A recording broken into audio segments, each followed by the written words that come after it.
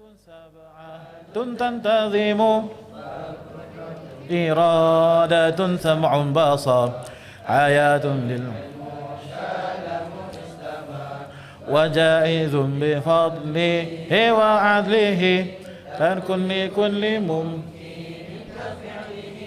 أرسل أنبياء ذوي فطانا بالصدق والتبليغ والأمانة جائز في حقهم من عراضي عصمتهم كسائر الملائكة للملائكة المستحيل ضد كل واجب فاحفظ ل50 بحكم واجب. Boleh bang? kita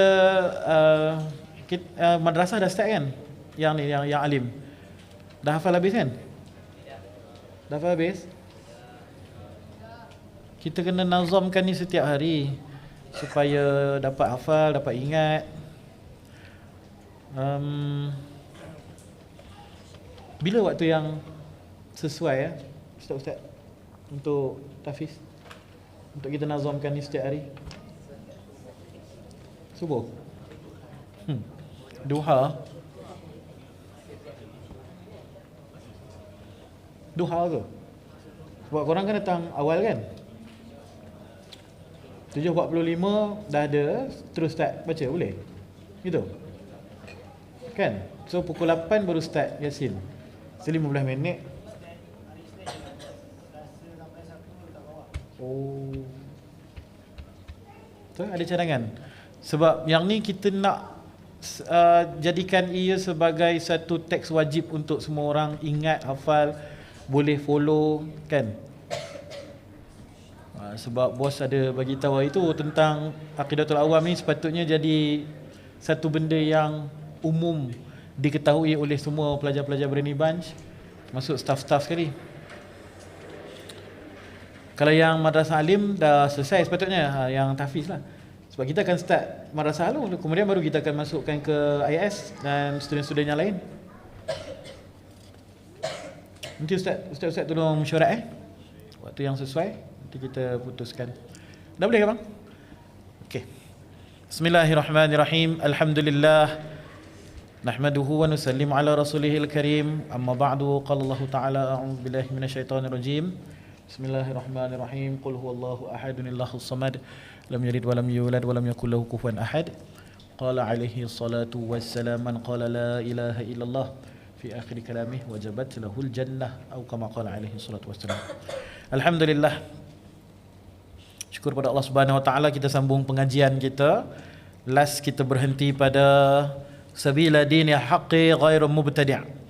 Disebabkan ada perkataan mubtadi' kat sini. Ini jadi isu yang hangat pada zaman sekarang ni, iaitu berkenaan dengan bid'ah. Bid'ah. Baik. Pertama sekali kita pasang niat nak mengaji semata-mata kerana Allah, untuk sukakan Allah, untuk gembirakan Allah, untuk dapat redha Allah Subhanahu wa taala. Allah redha syurga untuk kita tanpa hisab. InsyaAllah Allah redha dah syurga untuk kita, sebab tu dia bagi kita kalimah la ilaha illallah.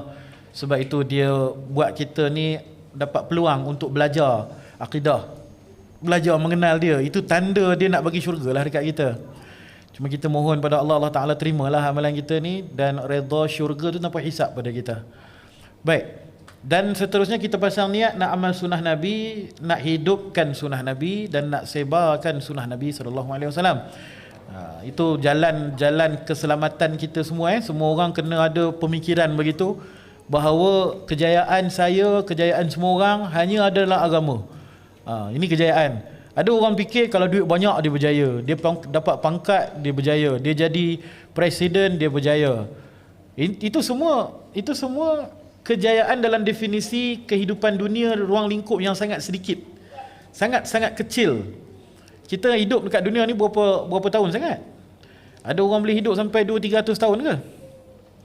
Habis-habis pun kalaulah kita berjaya menjadi orang yang paling kaya sekalipun, boleh lawan Elon Musk sekalipun, umur dah 50-60 dah, tak sempat nak rasa nikmat dah macam-macam penyakit dah, tunggu mati je kan. Jadi itu bukan kejayaan.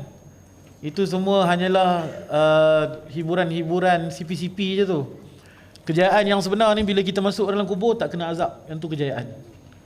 Masuk dalam kubur tak kena pukul dengan malaikat. Itu kejayaan. Bangun daripada padang mahsyar ni tak kena panas matahari tu. Itu kejayaan.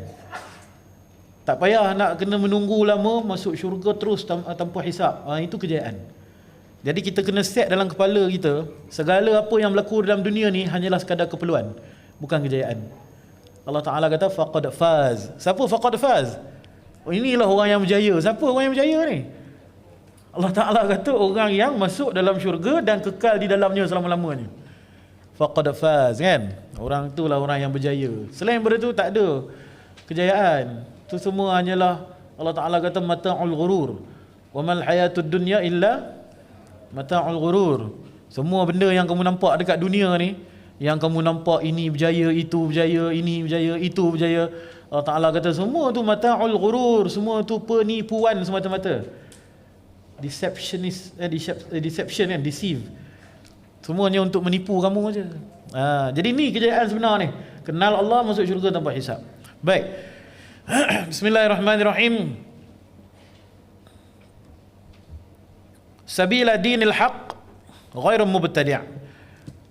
Sabil ialah jalan, kan? Ada banyak perkataan untuk sabil, antaranya tariq, kan? Sirat, kan? Ihdinas siratal mustaqim. Sabil salah satu daripadanya lah. Tariq macam tarikat, itu pun jalan juga. Syari' pun jalan juga, kan? Din agama lah. Sebenarnya din ni maksudnya cara hidup, cara hidup. Dia ada din yang batil, ada din yang hak. Jadi di sini dinil haq, cara hidup yang hak, yang benar. Kan? Jadi Islam ni dia bukan agama ritual.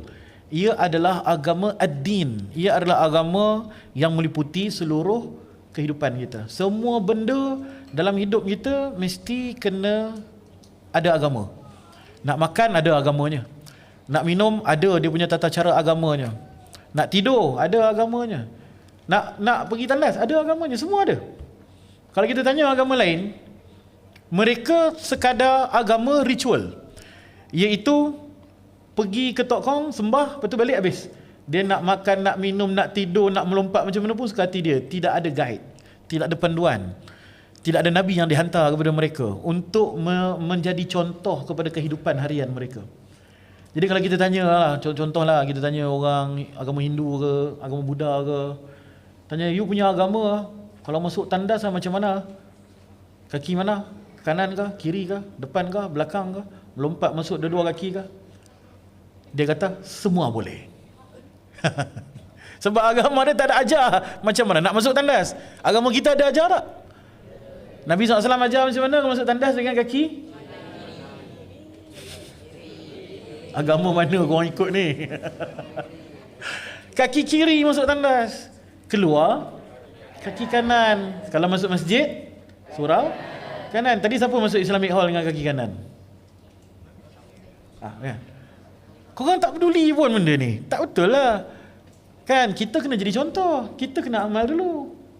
Barulah yang lain-lain akan ikut. Baru kita boleh dakwahkan kehidupan Nabi SAW ni.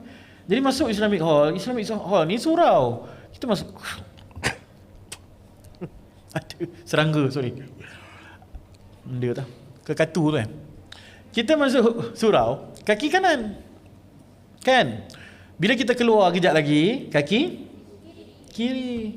Kalau masuk rumah, kanan. Keluar rumah pun kanan juga. Ini trik ni. Sebab orang Islam tidak akan pergi ke tempat yang jahat.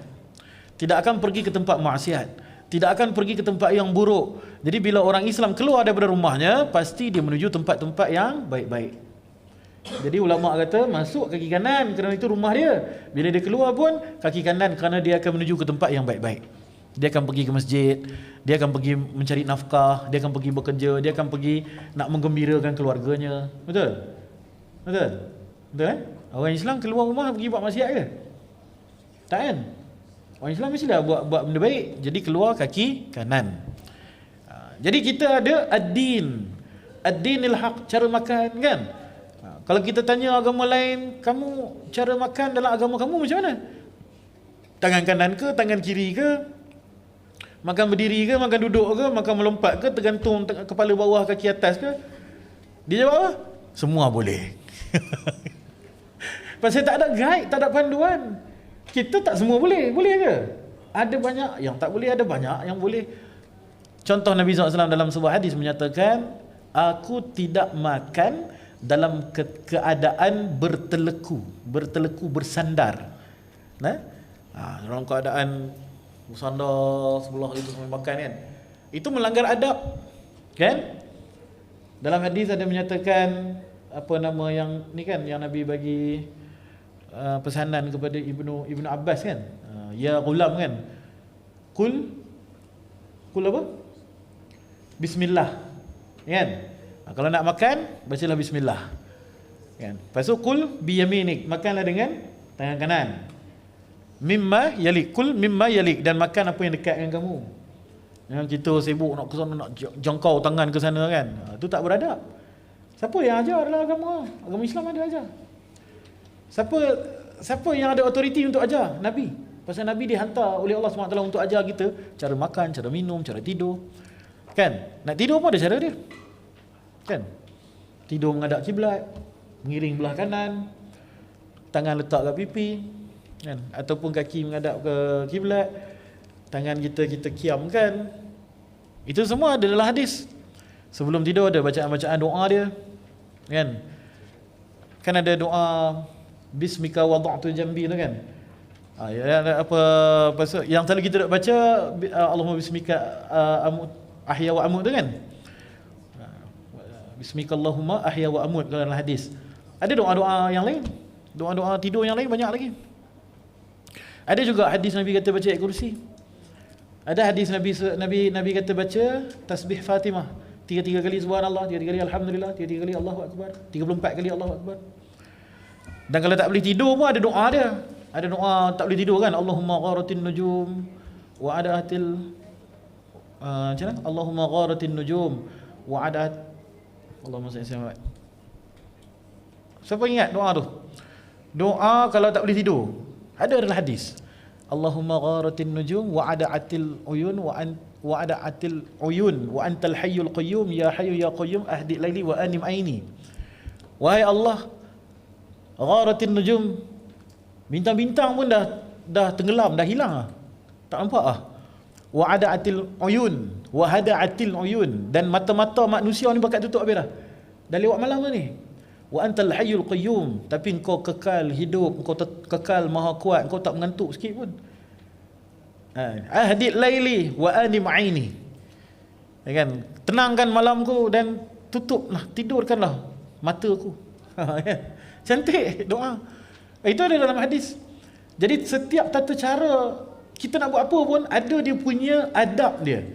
Ada dia punya guide dia daripada sunnah-sunnah Nabi. Kan? Macam dalam tandas. Sunnah buang air macam mana? Duduk macam mana? Duduk kat kursi. Duduk macam mana? Cangkung. Betul. Cara cangkung tahu tak? Cara cangkung yang disebut dalam kitab tahu tak macam mana? Macam mana korang cangkung? Cuba tunjuk. Tunjuk seorang. Macam mana cangkung? Ahmad tunjuk je. Cangkung macam mana? Macam mana cangkung? Macam tu? Kalau buang air cangkung macam tu? Ni siapa aja? Masa keluar Jumaat kan? Itulah. Ni kelebihan orang yang keluar jalan Allah. Dia ada muzakarah adab sunnah apa semua. Cara duduk macam tadi tu, cangkung tadi nampak tak? Dia sengit, satu kaki angkat sikit, satu kaki bawah dia turun sikit. Itu cara bercangkung di dalam tandas yang ulama kata mengikut sunnah. Ada dalam kitab mazhab Syafi'i, ada dalam kitab ni ada Umdatus Salik wa Uddatun Nasik. Dalam tu ada detail macam mana cara nak bercangkung untuk buang air kecil, buang air besar. Siap boleh apa, tekan perut tekan perut, angkat kaki satu, tekan perut dan berdehem. Kita ingat sunnah Nabi duduk pergi tanda bercangkung. Duduk, okey, duduk bercangkung. Bercangkung macam mana? Bercangkung dia buat cangkung dua-dua macam ni kan. yang sama tu, macam squat tu kan. Itu salah. Salah. Tak menepati sunnah. Kan? Jadi semua tu kalau kita belajar ada tata cara dia. Kan? Cara makan, minum, tandas semua ada. Berdehem. Masa dalam tandas berdehem tak? Tahu berdehem tu apa? Kan? Untuk bagi lawas, untuk bagi habis keluar air kencingnya. Sebab air kencing kalau dia terperangkap dalam pundi kencing, nanti dia akan menyebabkan penyakit. Dia sebab dia kotor kan, benda tu adalah urin, dia adalah toksin kan? Bila dia stay dalam badan kita, tentulah dia akan membusuk di dalam badan kita. Dia akan merosakkan badan kita. Sebab itulah kita ikut sunnah supaya kencing tu lawas. Jadi ini yang dinamakan sebagai dinil haq, cara hidup yang benar, cara hidup yang diredai oleh Allah. Kebaikan tu balik pada kita semula. Kan? Macam duduk makan, macam mana duduk makan? Betul? Satu lutut ke atas. Kemudian duduk dekat kaki satu lagi. Yang ini ada disebutkan dalam hadis. Tapi dalam hadis ada banyak cara lah. Antaranya bercangkung juga. Bercangkung squat tu, yang sama tu, dua kaki tu, itu pun salah satu cara makan. Duduk macam tadi pun salah satu. Kemudian duduk antara dua sujud pun salah satu. Dalam hadis Nabi kata kita kena bahagikan perut kepada berapa? 3. Satu untuk kanan, satu untuk minuman, satu lagi untuk angin. Jadi bila kita duduk dengan kaki diangkat satu macam tu, perut akan terbahagi 3. Satu lagi tu kita tutup dengan kita punya lutut tu. Kalau kita terbuka, dia akan jadi 4 bahagian.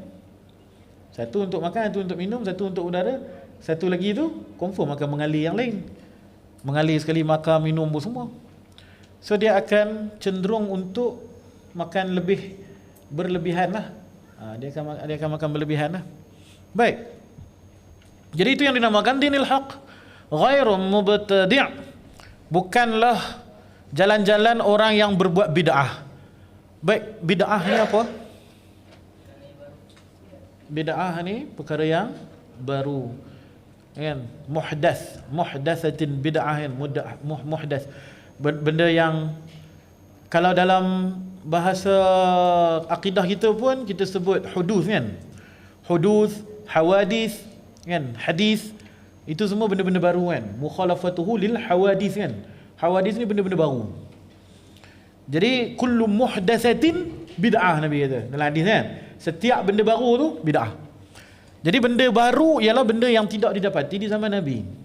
Yang Nabi tak buat, benda yang direka-reka, benda yang direka-reka kemudian bercanggahan pula dengan syariat yang sedia ada. Baik. Benda ni penting kita faham betul-betul sebab kita di luar sana ada fahaman Wahabi namanya. Jadi dia orang ni menggelarkan diri sebagai salafi. Dia orang kata dia orang ikut Nabi straight kan. Tak tahulah macam mana nak ikut Nabi straight sebab Nabi dah meninggal 1400 tahun yang lalu kan. Macam mana nak ikut Nabi straight tu? Terfikir juga kan. Sebab dia orang tak mau ikut ulama. Ulama tak mau ikut. Sedangkan ulama ni lah yang menyambungkan kita kepada Nabi, yang kita panggil sebagai sanad.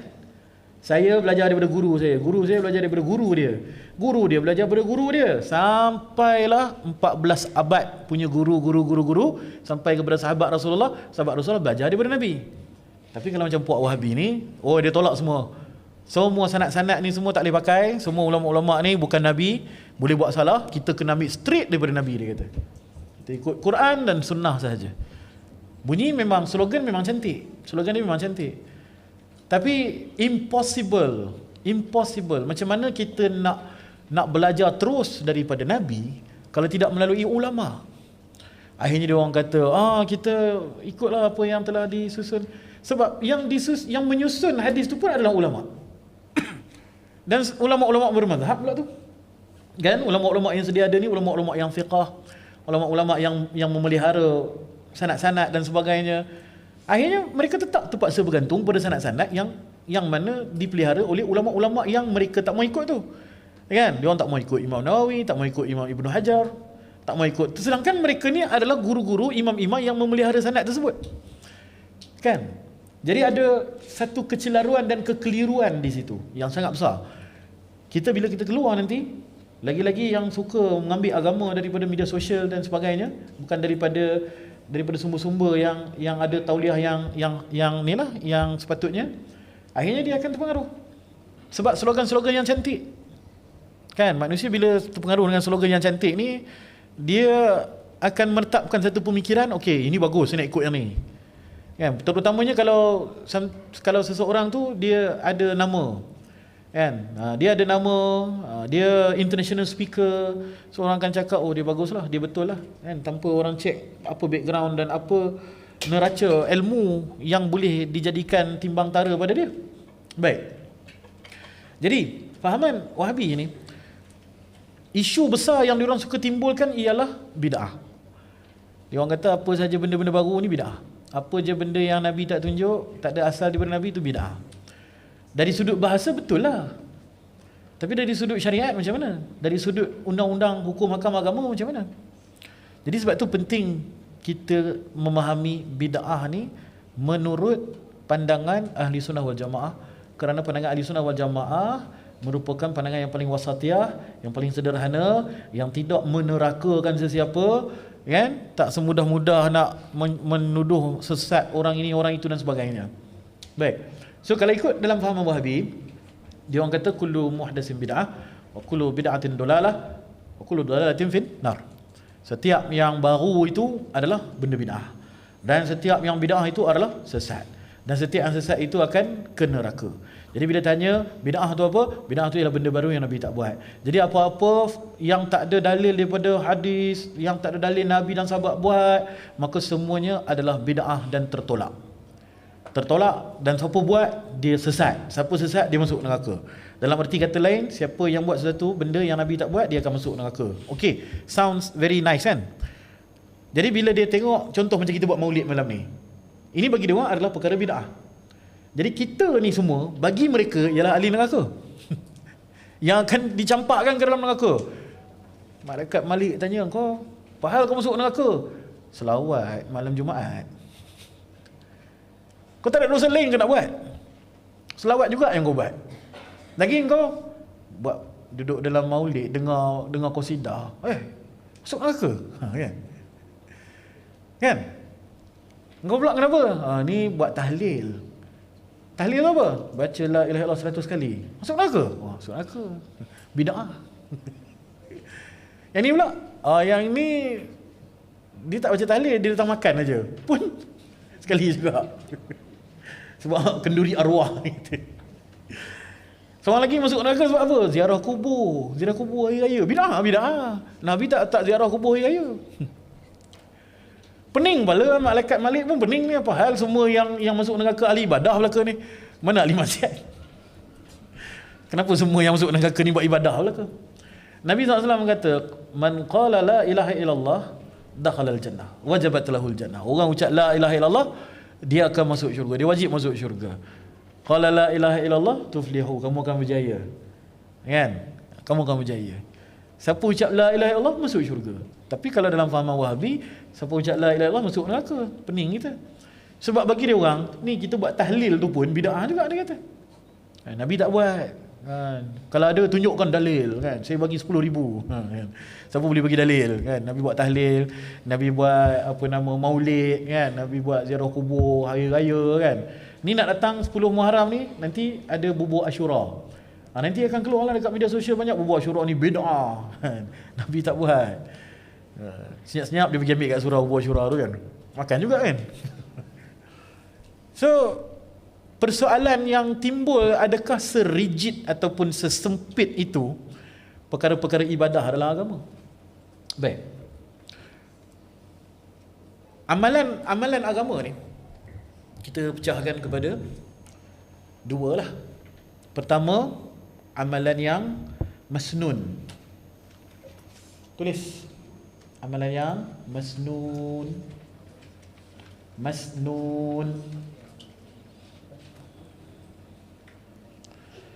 Yang kedua, amalan yang mutlak. Amalan yang mutlak. Apa ibadah dalam Islam? Pertama solat, lagi baca Quran, lagi puasa, lagi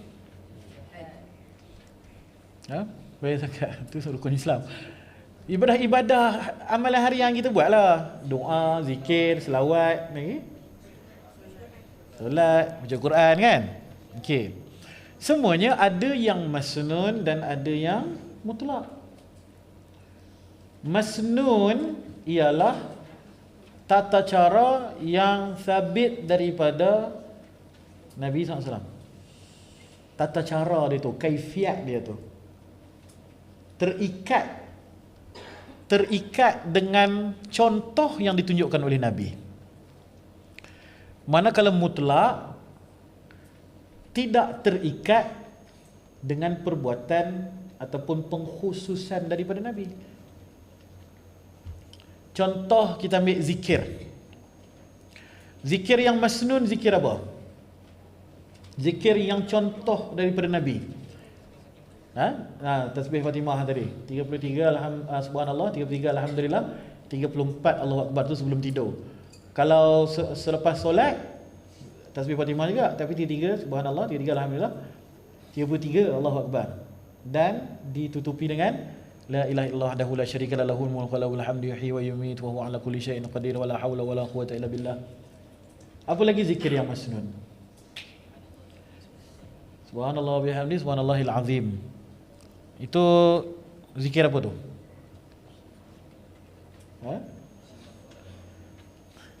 Zikir apa? Syifa. Kan? Zikir apa lagi? Apa lagi zikir? Yang masnun, yang Nabi ajar ni. Memang ada dalam hadis. Banyak Salawat tafrijah bukan. Actually tahlil 100 kali itu pun daripada hadis. Yang kita buat tu, yang kita buat setiap hari tu kan, kita dah letak rutin beserta dengan dalil hadis dia. Kan dalam hadis Nabi kata, siapa yang ucap la ilaha illallah setiap hari kan 100 kali, dia akan mendapat cahaya di hari akhirat nanti, sangat terang, dan tak ada siapa yang dapat menandingi dia kecuali orang yang buat amalan yang sama dengan dia. Kan? Tahlil la ilaha illallah ada banyak kan. Zikir-zikir ketika contoh macam kita menaik, kita baca Allahu Akbar. Kalau kita menurun, kita baca Subhanallah. Kalau kita naik tangga tu, sunat kita baca Allahu Akbar, Allahu Akbar, Allahu Akbar, Allahu Akbar. Kalau kita turun, Subhanallah, Subhanallah, Subhanallah, Subhanallah. Kan? Itu semua sabit daripada hadis tu. Kan? Okey. Kalau zikir mutlak pula ialah zikir yang tidak diikat dengan pengkhususan perbuatan-perbuatan Nabi. Contohnya, kita baca subhanallah, alhamdulillah, Allahu Akbar sambil berjalan, sambil masak, sambil menyapu. Ada Nabi ajar tak? Ada dalam hadis Nabi. Tapi kalau kita sambil menyapu kelas, kita baca subhanallah, alhamdulillah, Allahu Akbar, berdosa tak? Tak kan? Dapat pahala? Dapat pahala tak? Tapi ada tak hadis daripada Nabi, Nabi buat begitu? Kalau tak ada, bid'ah lah kan? Jadi masuk neraka ke masuk syurga? Berdosa ke berpahala? Kalau kita masak kari kan, sambil kita kacau, kita baca doa subhanallah walhamdulillah la ilaha illallah Allahu Akbar, tiba-tiba datang bid'ah. Mana boleh berzikir masa kacau gulai? Tak ada dalam hadis Nabi. Boleh ke tak boleh? Boleh kan? Ke tak boleh? Boleh ke tak boleh? Boleh kan? Boleh kan? Sebab itu namanya amalan mutlak. Kita tengok doa. Doa masnun apa? Doa yang Nabi ajar.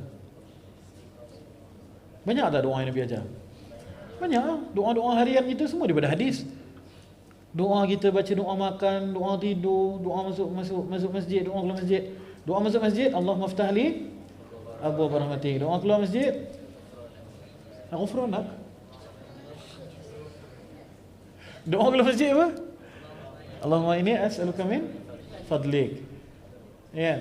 Kalau kita masuk tandas, Allahumma inni a'udzubika minal khubuthi wal khaba'ith. Kalau keluar, ghufranak alhamdulillahillazi azhaba 'annil adza wa 'afani. Doa pakai baju, alhamdulillahillazi kasani hadza thawba wa razaqani min ghairi halim minni wala quwwah. Doa makan? Tak baca doa makan? Bismillah ala barakatillah. Kan, Allahumma barik lana fima razaqtana wa qina adzabannar. Doa lepas makan? Alhamdulillahilladzi. Doa bangun tidur. Itu doa bangun tidur orang baca.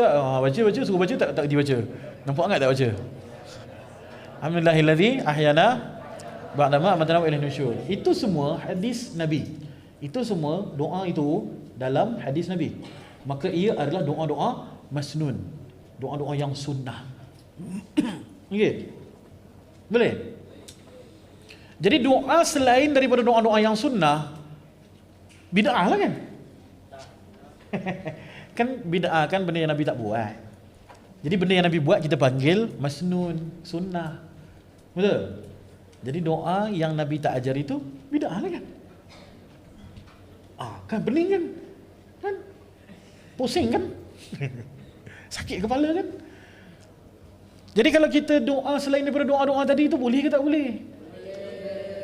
Kita doa, ya Allah, nak jawab exam kejap lagi, permudahkanlah urusanku nak jawab exam, ya Allah. Nabi tak ajar. Bid'ah tu. Masuk neraka tu. Kat Malik tanya, kenapa kau masuk neraka? Doa nak dapat straight A dalam ICJSE kan. Itu dosa engkau. Yalah, Nabi tak buat. Yang Nabi tak buat kan bid'ah. Dan setiap yang Nabi tak buat itu kan benda baru. Setiap benda baru kan bid'ah. Setiap benda bid'ah kan sesat. Setiap sesat kan masuk neraka. Macam tu ke fahamnya? Macam tu ke? Jadi doa yang tidak ikut sunnah itu dinamakan doa yang mutlak, bukan doa yang bid'ah. Mutlak lah, kita doa nak doa apa suka hati kita lah. Betul? Okey, kalau kita tengok Quran, apa bacaan yang masnun yang diajarkan dalam hadis-hadis Nabi? Quran. Contohnya baca Yasin waktu pagi. Kan? Yang kita baca Yasin pagi-pagi tu kan, itu kan ada hadisnya. Kan? Kalau malam Nabi suruh baca apa? Waqi'ah, Al-Mulk, surah Ar-Rahman, Ad-Dukhan. Banyak lagi surah-surah lain yang Nabi suruh baca. Jadi kalau kita baca ayat-ayat Quran selain daripada apa yang Nabi suruh baca, bid'ah tak? Kenapa tak? Nabi tak suruh pun? Kan? Sepatutnya malam-malam baca surah Al-Mulk, tapi tak nak baca surah Al-Mulk, saya nak baca surah Luqman. Boleh tak? Masuk neraka tak? Itu kan bid'ah. Ya. So nak kira macam mana? Nak kira macam mana ni? Adakah semata-mata benda tu Nabi tak buat, tak ada dalam hadis, maka dia jadi bid'ah kalau kita buat juga masuk neraka? Ya? Jadi begitulah dalam Islam. Contoh macam solat, kita ambil solat pula. Solat yang masnun apa? Solat sunat yang masnun. Ba'diyah, qabliyah tu kita panggil solat rawatib. Lagi? Duha. Tahajud. Lagi? Witir. Jadi bila ianya masnun, ia ada tata cara yang khas. Dia ada tertib yang khas. Dia ada kaifiat yang khas. Dia ada special punya cara. Contohnya solat duha, dia kena buat pada waktu? Boleh tak buat semayang duha ni, solat sunat duha ni lepas maghrib? Kenapa tak boleh? Sebab Nabi suruh buat pada waktu duha. Tahajud buat lepas zuhur boleh tak?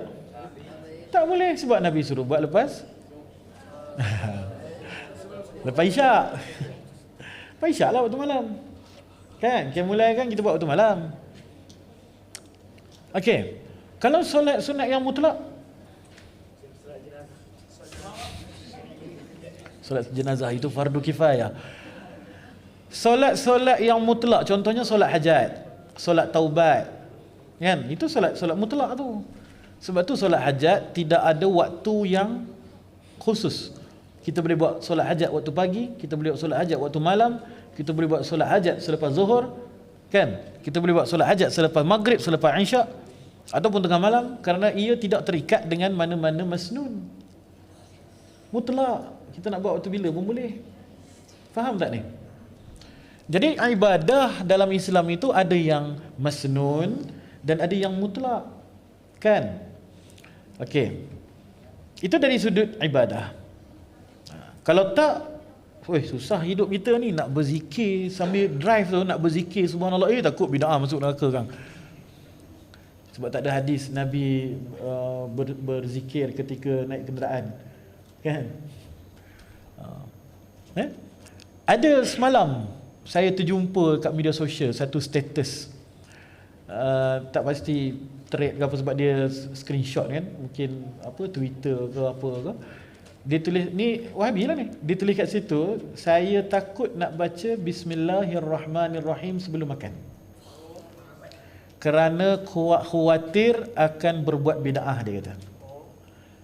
Sebab dalam hadis kata qul bismillah, jadi yang boleh dibaca hanya bismillah aja, dia kata. Rahmanir-Rahim tak boleh baca, kerana itu dikira menambah-nambah benda yang Nabi tak ajar. Faham tak betapa kritikalnya fahaman ni membarah? Imam Nawawi ketika mensyarahkan hadis tu, memang betul Nabi kata, ya ghulam qul bismillah, qul bi yamini, qul mimma yalik, wahai budak, sebab dia budak lagi masa tu, makanlah dengan baca nama Allah. Imam Nawawi mensyarahkan hadis tu, Imam Nawawi kata the best form of bismillah is Bismillahirrahmanirrahim. Sebab itu yang dilafazkan, yang difirmankan oleh Allah Subhanahu Wa Taala dalam Al-Quran. Nak baca bismillah pun boleh, tak ada masalah. Tapi lebih afdal kalau kamu merujuk bismillah itu kepada bismillah yang full, Bismillahirrahmanirrahim. Tapi puak-puak Wahabi ni dia kata, tak boleh baca Bismillahirrahmanirrahim sebab dalam hadis kata bismillah aja. So bila nak makan baca bismillah aja, tak boleh baca benda lain. Baca benda lain dikira bid'ah. So saya tak mau bila korang keluar nanti korang terpengaruh sebab benda dia fahaman ni sensasi dekat media sosial. Ramai pula pengaruh tokoh-tokoh yang ada nama, tokoh-tokoh yang nampak hebat, ada PhD, ada title doktor, belajar luar negara, belajar di Universiti Madinah dan sebagainya. And then dia balik dia buat fahaman macam ni, dia akan merosakkan pemikiran kita semua. Right? Okay. To make it simple lah, make it simple, dah 9.50 dah, kita nak stop awal hari ni. Bid'ah itu pada neraca Ahli Sunnah wal Jamaah, pada pandangan Ahli Sunnah wal Jamaah, ianya terbahagi kepada dua. Ini ialah pendapat Al-Imam Asy-Syafi'i rahimahullah. Yang kemudiannya ia dinukilkan oleh Imam Baihaqi, yang kemudiannya disyarahkan oleh Imam Izz Abdus Salam, yang memecahkan kepada 5, daripada 2 pecah 5. Baik, pertama kita fahamkan yang 2 tu dulu. Dia ada bid'ah yang baik, ada bid'ah yang buruk. Ada bid'ah hasanah dan ada bid'ah dalalah ataupun bid'ah sayyi'ah. Tolong tulis yang ini sangat penting. Bid'ah itu terbahagi kepada al-bid'atu bid'atain, bid'ah hasanah, bid'atul hasanah, wa bid'atu dalalah. Bid'ah itu ada 2, bid'ah yang baik dan bid'ah yang tak baik. Imam Izz Abdus Salam memecahkan pula kepada 5 daripada yang baik dengan tak baik ni. 5 tu dia ambil daripada mana? Ambil daripada hukum taklifi, iaitu wajib, haram, makruh, harus, sunat. Baik. Bid'ah yang sesat, yang salah, terbahagi kepada 2. Bid'ah yang makruh dan bid'ah yang haram. Manakala bid'ah yang baik terbahagi pada 3. Bid'ah yang jahat terbahagi pada 2, bid'ah yang makruh dan bid'ah yang haram. Ini bid'ah yang sayyi'ah, yang buruk. Bid'ah yang baik, bid'ah hasanah, terbahagi kepada 3. Bid'ah yang wajib, bid'ah yang sunat, dan bid'ah yang jaiz, harus. Dah? Tulis? Tak faham? Okey, bid'ah. Tulis tajuk dia bid'ah. Tulis besar-besar bid'ah kat atas. Kemudian buat macam mind map. Terbahagi kepada 2. Kiri dan kanan. Yang kanan kita tulis kat situ bid'ah hasanah. Bid'ah yang baik. Bid'ah yang baik. Yang kiri kita tulis di situ bid'ah yang sayyi'ah, bid'ah yang keji, yang jahat, yang tak elok, yang buruk. Boleh? Okey, balik kepada bid'ah yang baik tadi tu. Di bawahnya buat pula 3 ranting lagi. 3 lagi branches. Bid'ah yang baik itu terbahagi kepada 3. Ada bid'ah yang wajib, ada bid'ah yang sunat, ada bid'ah yang harus ataupun jaiz.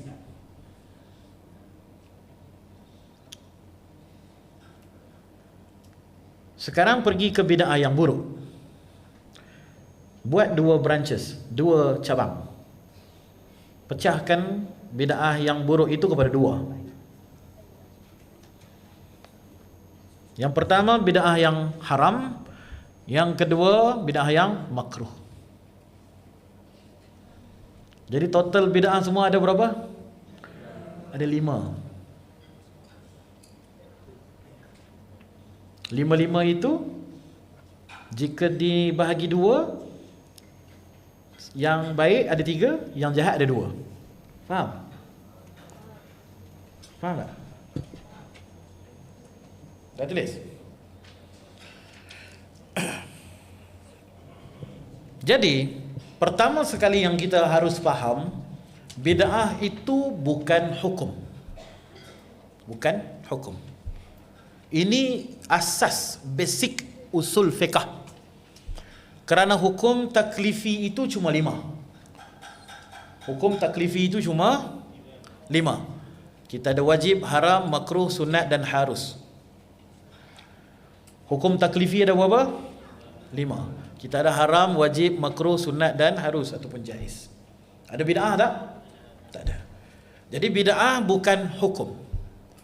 Kalau ada orang tanya, Ustaz, ini saya buat gini-gini, apa hukum dia? Hukumnya bid'ah. Ustaz tu kena belajar balik. Tidak ada hukum bid'ah. Kerana bid'ah itu bukan hukum. Bid'ah itu situasi. Bid'ah itu ialah situasi, ahwal. Ia adalah hal. Ia adalah keadaan. Bukannya hukum. Hukum haram. Apa maksud haram, Ustaz? Haram itu kalau kamu buat berdosa, kalau kamu tinggalkan dapat pahala. Hukumnya wajib. Wajib tu apa, Ustaz? Wajib itu kalau kamu buat dapat pahala, kalau kamu tinggal dapat dosa. Itu hukum. Kalau dikatakan bid'ah itu hukum, kan? Apa hukum dia, Ustaz? Hukum dia bid'ah. Bid'ah tu apa, Ustaz? Bid'ah itu kalau kamu apa ya? Kalau kamu buat boleh, tak boleh. Kalau kamu tak buat tak boleh. Tak ada definisi untuk hukum. Kerana ia adalah situasi. Disebabkan dia adalah ahwal, dia adalah hal, adalah situasi, maka dia sendiri tertakluk kepada 5 hukum tadi. Sama ada bid'ah itu wajib, bid'ah itu haram, bid'ah itu sunat, atau bid'ah itu makruh, atau bid'ah itu harus. Faham? Okey. Kita muzakarah, nak bagi faham. Apa benda yang bid'ah tapi wajib? Benda Nabi tak buat tapi wajib kita buat. Apa baca Quran? Kumpul Quran. Siapa kumpul Quran? Siapa kumpul Quran? Membukukan Quran. Siapa bukukan Quran? Siapa bukukan Quran? Sayyidina Abu Bakar. Sayyidina Abu Bakar, dia adalah manusia pertama yang menjilidkan Al-Quran, yang menjadikan Al-Quran itu sebagai buku macam kita ada dalam rak ni. Zaman Nabi ada tak Quran macam ni? Ada tak dia ambil dekat rak Masjid Nabawi baca? Tak ada. Ini bid'ah ni. Tapi apa hukum dia? Hukum dia wajib. Hukum dia wajib. Setelah dimuzakarahkan antara Sayyidina Abu Bakar dan Sayyidina Umar, maka mereka memutuskan kita kena buat benda ni. Pada asalnya memang ada yang kata salah, tak betul ni, ini bid'ah, Nabi tak buat. Tapi setelah Sayyidina Umar menyatakan hujah-hujah dia begini, begitu, begini, ada ramai hufaz Al-Quran yang meninggal. Nanti Quran ni tak dapat di preserve kan, sampai beribu-ribu tahun, sampai kiamat. Siapa yang nak disalahkan? Yang tahu Quran cuma generasi kita. Sedangkan generasi kita yang hafiz Quran, ramai yang mati syahid. Masa tu baru lepas perang dengan Musailamah Al-Kazzab, lebih 70 orang hafiz Quran meninggal di kalangan sahabat Nabi. Kerisauan tu membuatkan mereka bincang-bincang mesyuarat, dan mereka memutuskan wajib untuk kita buat Al-Quran, kumpulkan Al-Quran, jilidkan dia menjadi buku. Bid'ah tak tu? Bid'ah. Dia hukum dia? Wajib. Apa lagi bid'ah yang wajib?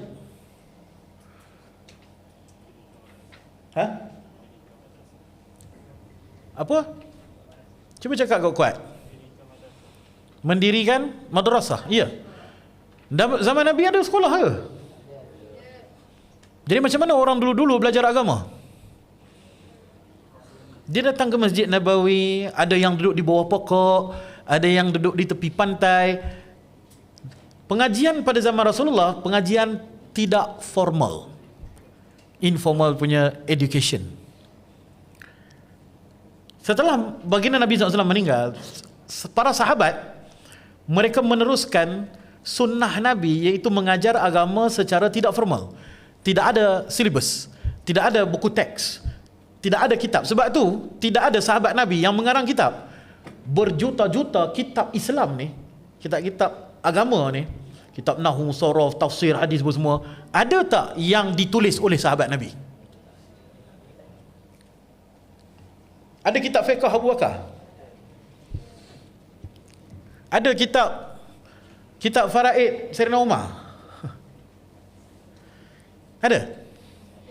Ada sahabat Nabi yang tulis kitab?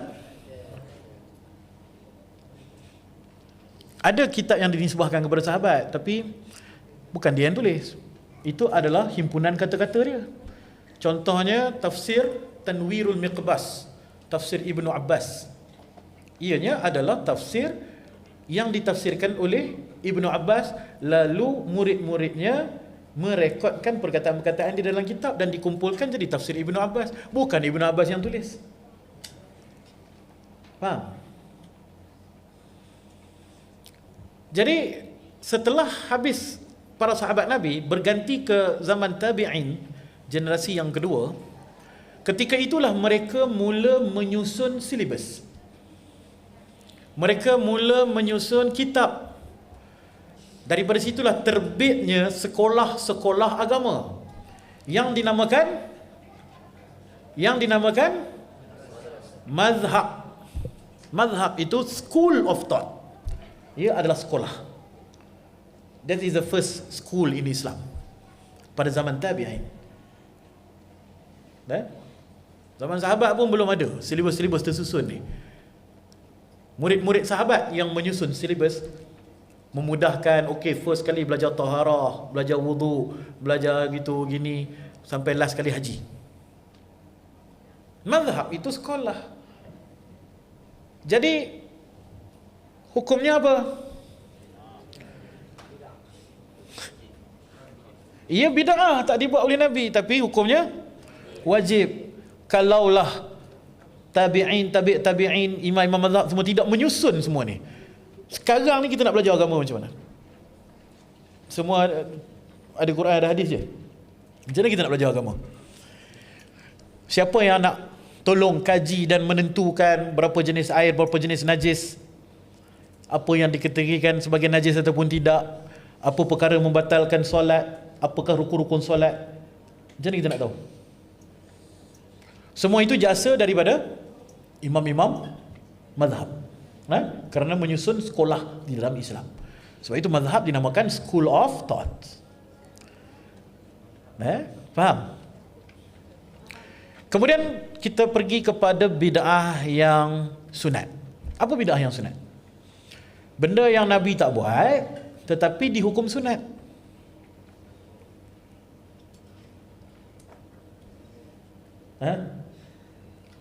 Okey, kita buat maulid malam ni kan? Kita baca selawat, apa hukum dia?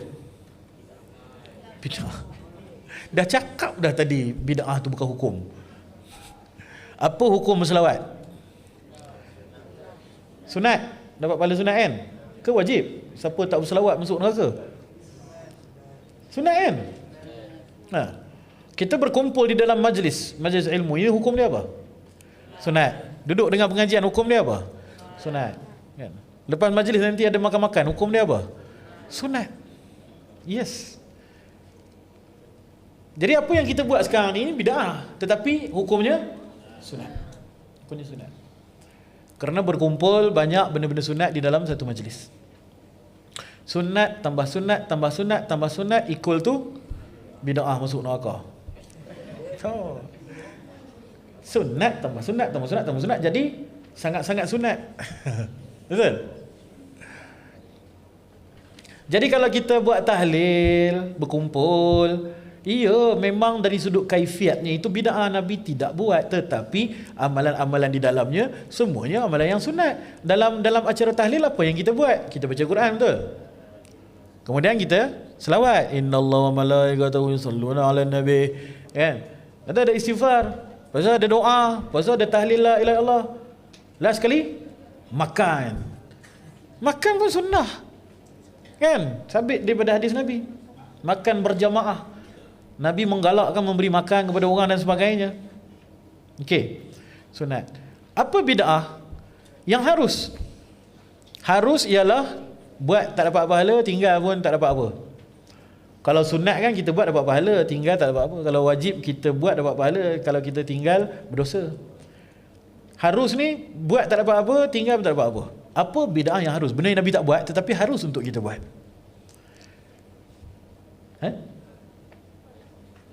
Semua benda yang tak ada zaman Nabi lah. Ya, main phone, ya, kipas, ya, aircon, pakai cuci mata ni. Bid'ah ni. Mikrofon pun bid'ah. Tetapi hukumnya harus. Takkan masuk neraka sebab pakai cermin mata. Malaikat tanya, kau kenapa masuk neraka pakai cermin mata? Kenapa macam bid'ah ni? Sebab Nabi tak pakai cermin mata. Ini namanya bid'ah yang harus. Kemudian ada bid'ah yang makruh. Benda yang Nabi tak buat, Nabi tak suka, Nabi larang, tapi tidaklah terlampau besar kesalahan tu. Apa contohnya? Kalau kita makan pakai tangan apa? Kalau makan tangan kiri, itu bid'ah yang makruhah. Makan tangan kiri, minum tangan kiri, itu bid'ah. Nabi dah cakap, kul biyaminik, makan dengan tangan kanan. Kenapa kau makan tangan kiri? Makan tangan kiri bid'ah lah, tapi masuk neraka tak? Takkanlah masuk neraka hanya semata-mata makan tangan kiri. Malaikat pening kepala ramai sangat masuk neraka. Kenapa ni semua makan tangan kiri, minum tangan kiri? Makan tangan kiri insya-Allah lah tak ramai buat. Minum tangan kiri ramai orang buat. Dia makan tangan kanan, betul minum tangan kiri. Takkan semua tu masuk neraka sebab itu bid'ah kan? Tapi itu bid'ah yang makruh. Yang paling jahat ni bid'ah yang haram. Bid'ah yang haram, benda Nabi tak buat, berlawanan dengan apa yang Nabi syariatkan. Kalau kita buat juga, barulah ini bid'ah yang sesat, bid'ah yang haram, bid'ah yang Nabi kata kullu dalalatin finnar tadi tu. Kullu bid'atin dalalah ni. Kan? Contoh, kita sembahyang subuh 3 rakaat. Nampak macam baik. Kita tambah rakaat lah, barulah banyak sikit pahala. Tetapi perbuatan itu bid'ah yang haram. Itu satu bid'ah, kemudian diharam pula kerana bercanggahan. Sebab kita ada hadis yang lain berkenaan dengan bid'ah. Antaranya Nabi bagi tahu, man haddatsa fi amrina hadza. Kan? Siapa yang memulakan sesuatu di dalam agama kita, ma laisa minhu, yang bercanggahan, dengan syariat, fahuwa raddun, maka ianya ditolak. Jadi mafhum mukhalafah dia secara reverse psikologi, reverse understanding dia ialah siapa yang buat perkara baru dalam agama yang bercanggahan dengan syariat, maka ia ditolak. Jadi dia punya mafhum mukhalafah dia ialah siapa yang buat satu benda yang baru dalam agama tetapi tidak bercanggah dengan syariat, maka ia makbul, ianya diterima. Faham? Faham tak? Jadi perkara baru yang bercanggahan dengan syariat sahaja yang dikira sebagai bid'ah dolalah, bid'ah yang sesat, bid'ah yang salah. Tapi kalau bid'ah itu, benda baru itu, ia tidak bercanggah dengan syariat sama sekali, kan? Contohnya apa bid'ah dia buat? Dia berzikir, bang. Berzikir salah ke? Apa salahnya dengan berzikir? Dia orang buat bid'ah tu. Kenapa tu? Dia orang berselawat beramai-ramai, bang. Apa salahnya berselawat? Berselawat ni melanggar syariat ke? Tak. Dia orang buat bid'ah tu, bang. Apa dia orang buat? Dia orang baca tahlil, baca la ilaha illallah. Engkau ni, apa masalahnya dia orang baca la ilaha illallah? Lainlah kalau dia orang sebut mambang angin, mambang tanah, mambang. Yang itu ialah salah, berlawanan dengan syariat. Sekarang ni dia baca apa? La ilaha illallah. Nabi kata apa? Siapa baca la ilaha illallah, Nabi kata apa? Masuk syurga. Masuk syurga, kau sibuk nak nerakakan dia orang, kenapa? Bukan dia orang sebut perkataan yang tak elok, dia orang sebut benda yang selari dengan syariat. Sebab itu ketika Sayyidina Umar radhiyallahu anhu dia menjadi khalifah, pada tahun pertama dia menjadi khalifah, dan ketika itu bulan Ramadan, dia tengok di masjid orang solat tarawih secara berasing-asingan, macam semayang ba'diyah. Maka dia tak suka, dia nampak perpecahan. Dia kata mulai esok saya nak semua orang semayang berjemaah, dan dilantik seorang imam.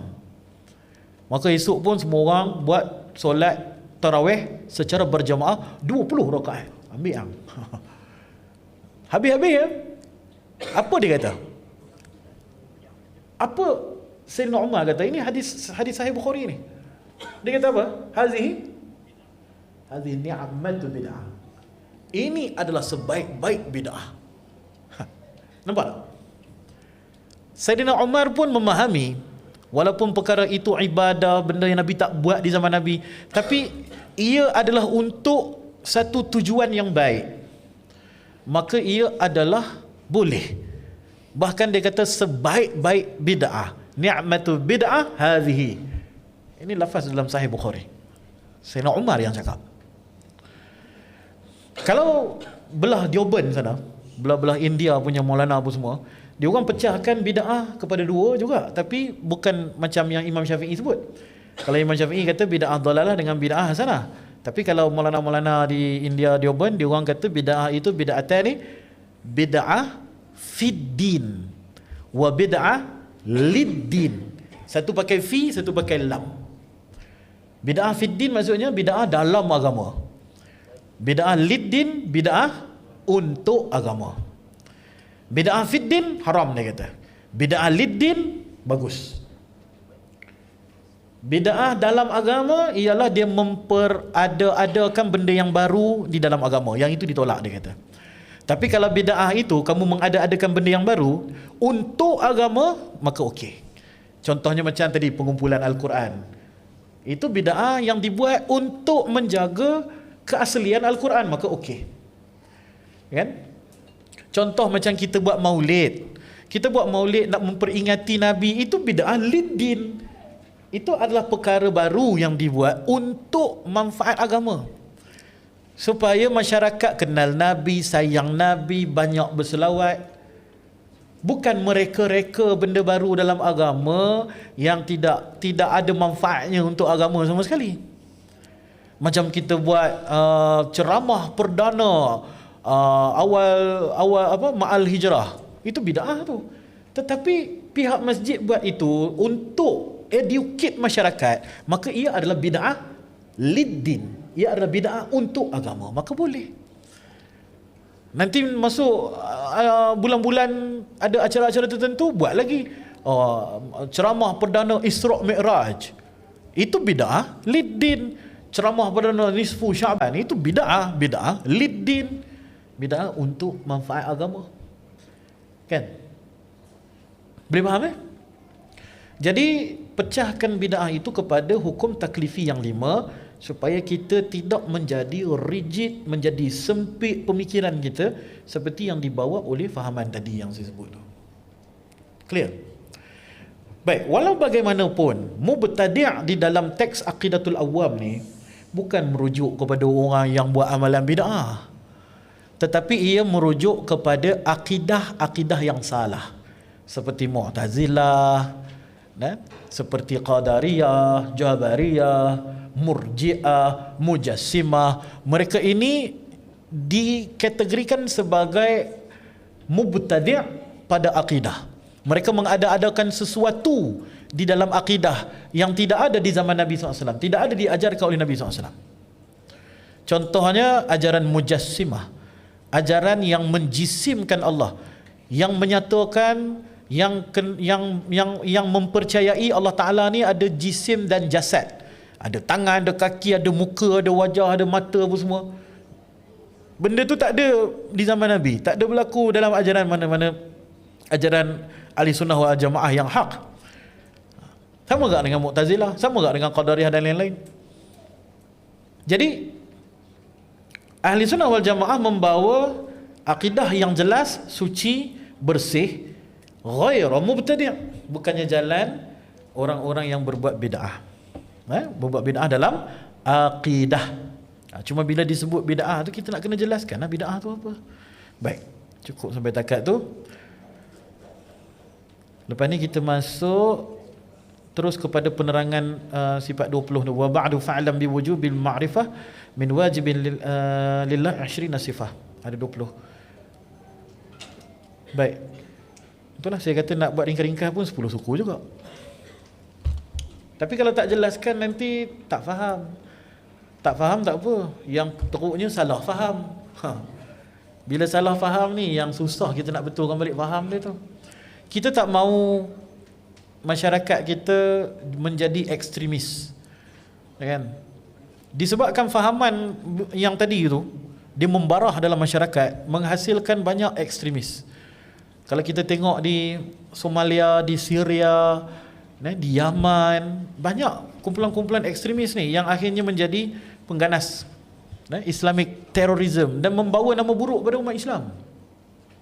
Macam fahaman ISIS, Daesh dia panggil, Islamic State, Islamic State of Syria, Iraq, apa semua ni. Mereka membawa fahaman ni lah, fahaman bid'ah yang sempit ni lah, sampaikan mereka membunuh sewenang-wenangnya orang awam atas alasan mereka ni semua ahli bid'ah dan darahnya halal untuk ditumpahkan. Disebabkan fahaman yang tadi ekstrim tadi tu sangat bahaya. Kita nak bawa fahaman sayang semua umat Islam. Mereka membawa fahaman yang Nabi sebut sebagai fahaman khawarij, fahaman yang benci pada orang Islam. Dia seorang aja betul, dia seorang aja yang paling sunnah sekali, orang lain semua bid'ah. So kita dah terkenal, masyarakat Melayu khususnya adalah masyarakat yang lemah lembut, masyarakat Nusantara, masyarakat yang sopan santun. Jadi fahaman keras bid'ah sana bid'ah sini, syirik sana syirik, itu tak sesuai dengan kita. Bukan budaya kita, bukan dalam DNA kita. Baik. Jadi sebab itu saya jelaskan pasal benda ni tadi. Mudah-mudahan boleh faham. Dah tulis nota kan? Baik. Jadi buat ulang kaji, ingat, sebab nanti kita ulang-ulang tanya sampai kita ingat. Bukan kita nak buat exam ke apa, tak. Ini untuk bawa dalam kehidupan kita, insya-Allah. Baik, kita berhenti di sini. Ba'du, tanda kat situ. Tangguh majlis dengan tasbih kafarah dan surah subhanallah wa bihamdi. Subhanakallahumma wa bihamdika asyhadu an la ilaha illa anta astaghfiruka wa atubu ilaik. Bismillahirrahmanirrahim. Wal 'asri innal insana lafi khusr illa alladhina amanu wa 'amilus solihati wa tawassaw bil haqq wa tawassaw bis sabr. Assalamualaikum warahmatullahi taala wabarakatuh.